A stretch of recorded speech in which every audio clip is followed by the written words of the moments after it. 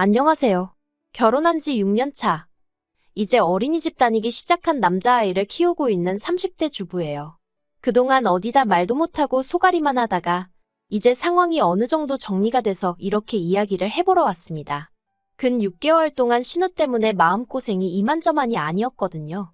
저도 그렇고 남편도 그렇고 가진 거 없는 흙수저끼리 만나서 그래도 어떻게 한번 잘 살아보겠다고 허리띠 졸라매고 죽기 살기로 악착같이 지내서 이제 좀 숨통이 트이나 했는데 다른 사람도 아니고 가족들이 이렇게 힘들게 할 줄은 생각도 못했답니다.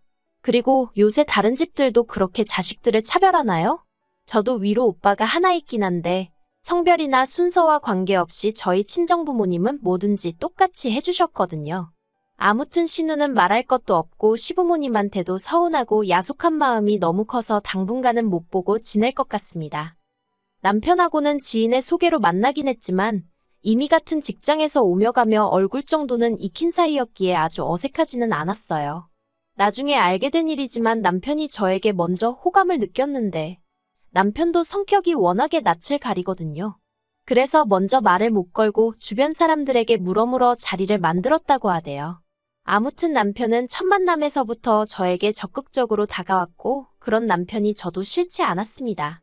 그래서 얼마 지나지 않아 금세 사귀는 사이로 발전했지요. 저희는 1년 반 정도를 만났는데 이렇다 할 큰 사건 사고 없이 무난한 연애였습니다. 그래서 결혼을 하더라도 서로랑 하는 게 당연하다고 생각하게 되었고요.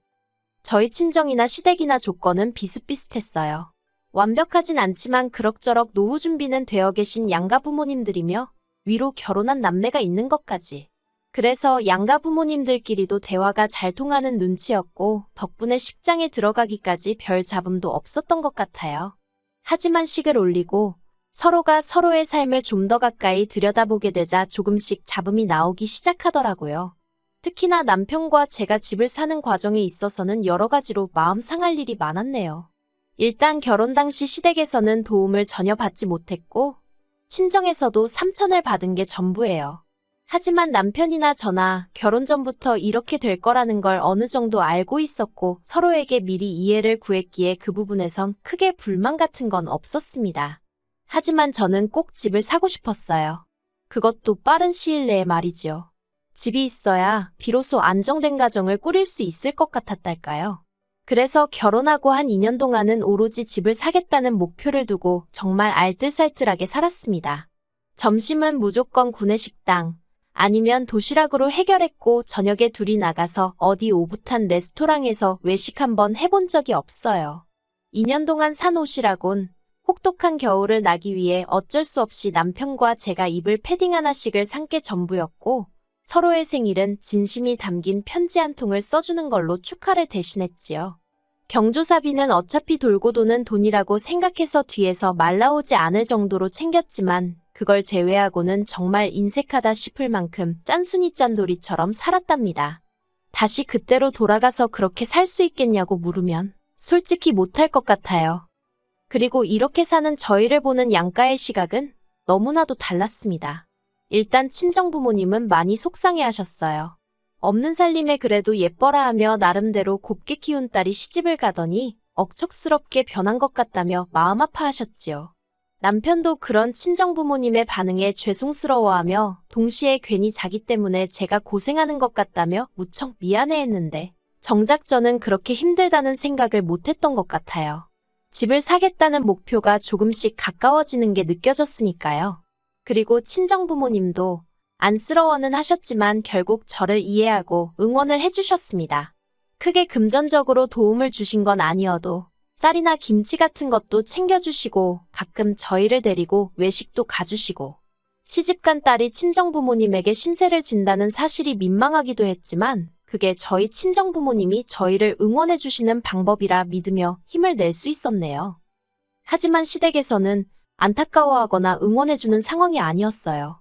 오히려 저와 저희 남편을 왜 그러고 사냐면서 무시했지요. 궁상맞게 그러고 사냐면서 그러면 사람들이 뒤에서 욕한다 흉본다 할 건 하고 살아야지. 물론 시댁 식구들 말이 완전히 틀렸다곤 생각하지 않아요. 분명히 그렇게 이러쿵저러쿵 씹어대는 사람들도 있었겠지요. 하지만 제가 확신했던 건 그런 사람들이 저희 부부의 인생을 책임져 주진 않는다는 거였어요. 그래서 아무리 시부모님이 짜증을 내시고 신우가 빈정거려도 웃고 넘길 수 있었습니다. 오히려 휴가 때마다 해외로 나가고 뭐 10만 원짜리 뷔페를 갔네, 12개월 할부로 명품백을 샀네 하는 신우가 신기하게 느껴졌달까요.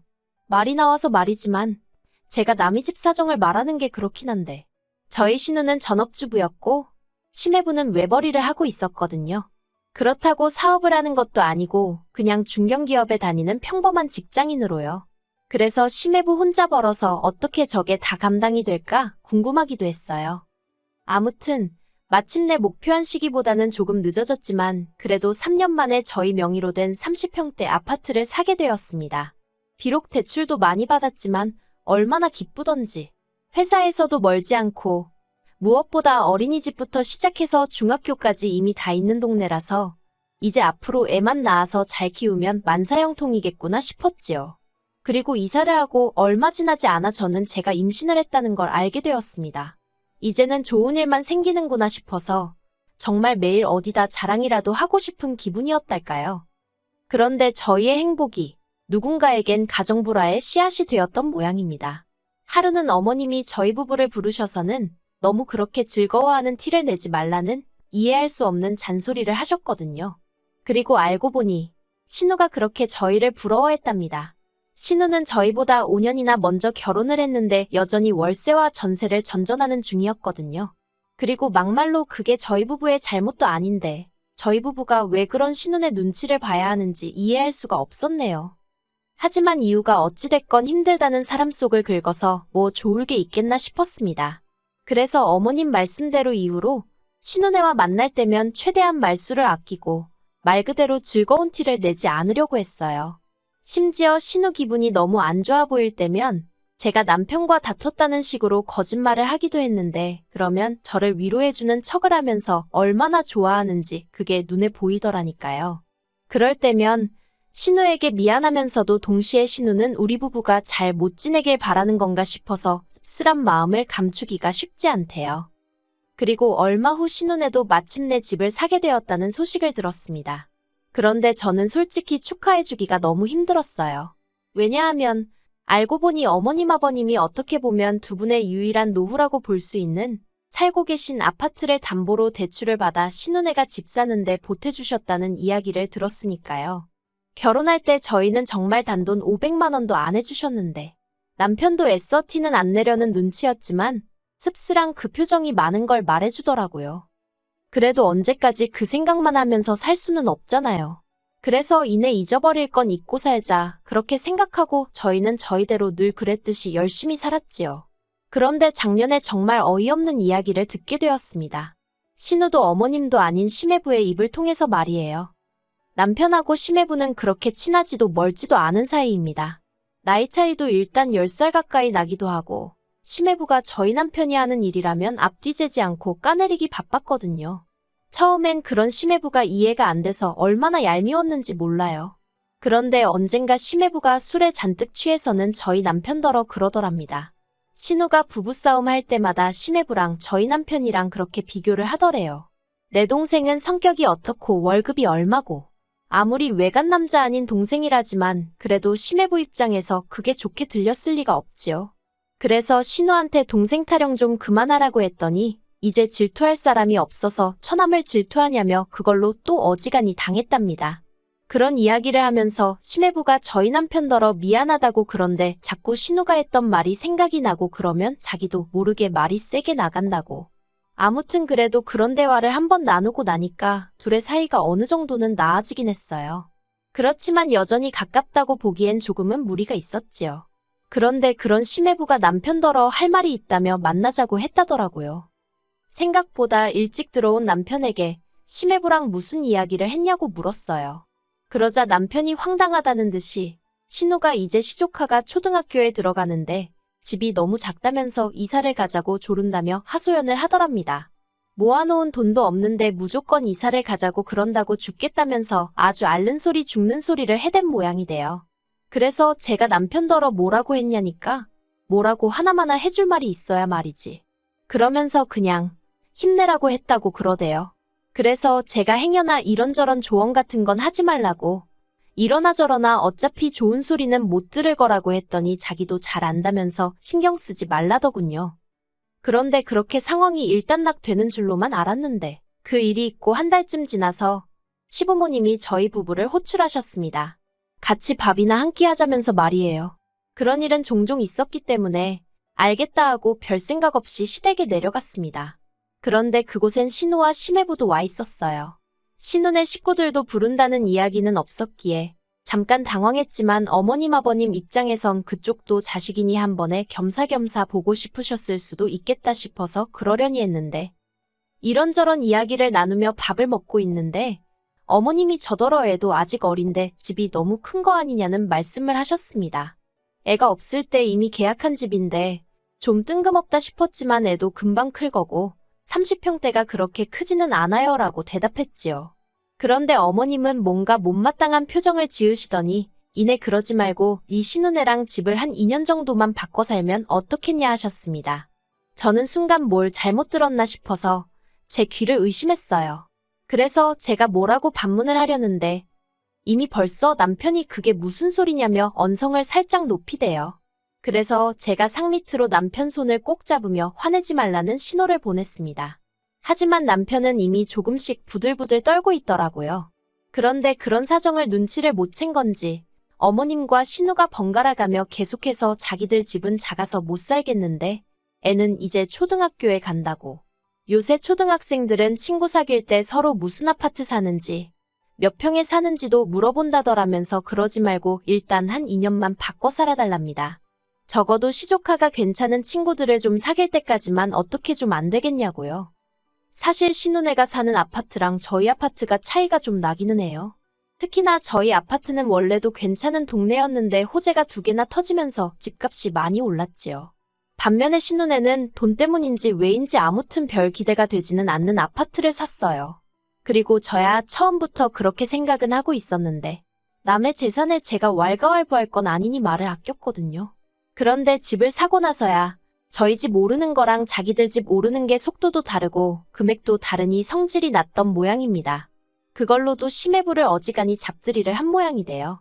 시매부도 불쌍한 게 집 사는데 자기 의견은 하나도 안 들어갔다고 했거든요. 아무튼 그런 와중에 저희 부부더러 집을 바꿔 살라니 저희 입에서 좋은 소리가 나갈 수가 없었지요. 특히나 남편은 그간에 쌓인 앙금이 다 터져나오듯이 소리를 지르기 시작했습니다. 결혼하고 나서 처갓집 볼 면목도 없이 10원 한 푼 도와준 적 없으면서 이제 와서 무슨 집을 바꿔 살라는 거냐고, 그게 말처럼 쉬운 일이냐고요. 그러자 신우가 명의를 바꾸자는 것도 아니고 당분간 바꿔 살아보자는 건데 너무하답니다. 남편이 그러다 누나가 안 나가고 버티면 그걸 내가 무슨 수로 상대하냐 싫다고 맞받아쳤어요. 솔직히 맞는 말이잖아요. 비밀번호를 바꾸고 어쩌고 방법이야 있겠지만 애시당초 왜 저희가 그런 불평과 어려움을 겪어야 하나요? 저도 남편 옆에서 거들고 싶고 따지고 들고 싶었지만 꾹 눌러 참고 있었습니다. 그런데 그때 신우가 저더러 아주 너 때문에 내 동생이 돈에 환장을 했다고 전에는 지부모 말이고 지누나 말이면 껌뻑 죽던 앤데 제가 남편을 다 버려놨답니다. 그리고 신우 입에서 그 말이 나오기가 무섭게 남편이 신우 뺨을 때렸어요. 신우가 벌개진 볼을 부여잡고는 벙쪄서는 남편을 노려보더니 미쳤냐고 악을 쓰기 시작했습니다. 어머님 아버님도 남편더러 후레자식이냐고 어디 지누나한테 손을 대냐고 소리를 지르셨지요. 웃긴 건 시매부는 그런 와중에 가만히 있더라고요. 남편은 그런 시댁 식구들을 향해서 해준 거 없이 바라는 거 지겹지도 않냐며 저를 만나서 그나마 이만큼 해놓고 살게 되었지. 아니었으면 자기야말로 평생 어머님 아버님 생활비나 대주고 신우한테 뒤통수나 맞으며 살지 않았겠냐고 고래고래 소리를 질렀습니다. 그리고는 2번 다시 안 보고 살아도 된다면서 연락하지 말라고 그러더군요. 그러자 신우가 저희 남편더러 어떻게 피 한 방울 안 섞인 여자 때문에 혈육을 벌이냐고 울더라고요. 그까짓 집 좀 바꿔 살자고 했다고 이런다면서. 그런데 신우가 끝까지 잘못 생각한 게 집이 문제가 아니었던 거예요. 정말 문제는 어머님 아버님이 자식들을 놓고 또 차별을 보여주셨다는 거지요. 이후로도 계속 시부모님은 일방적으로 저희에게 연락을 해오셨습니다. 가족한테 그렇게 상처를 줘놓고 2다리 뻗고 잠이 오냐? 네 누나가 불쌍하지도 않냐? 심지어 신우는 결국 시매부랑 이혼까지 하게 되었나 봐요. 심해부가 그날 어머님이랑 신우가 억지 쓰는 걸 보면서 그나마 애엄마라 참고 살았는데 이제 정말 있는 정 없는 정 다 떨어졌다며 이혼하자고 했다대요. 그리고 황당한 건 시부모님이 이제 혼자 된 신우 생활비를 저희더러 보태주랍니다. 저희 때문에 이렇게 된 거니까 진심으로 사죄하는 마음으로 그렇게 해주라나요. 그러니 남편이 눈이 안 돌아가겠어요? 결국 남편은 시댁 식구 모두를 연락처에서 차단했습니다. 뿐만 아니라 저더러 이사 가자고 부동산에 아파트 내놓으라 하대요. 그래서 일단은 알겠다고 했는데 솔직히 저는 지금 이 아파트가 좋아서 마음이 복잡하네요. 그래도 남편이 이제 믿고 의지하고 기댈 곳은 저 하나뿐일 테니 남편 마음 편한 쪽으로 해주려고요. 아무튼 사람이 욕심이 크면 화를 입는다더니 정말 옛말 틀린 거 하나 없는 것 같아요.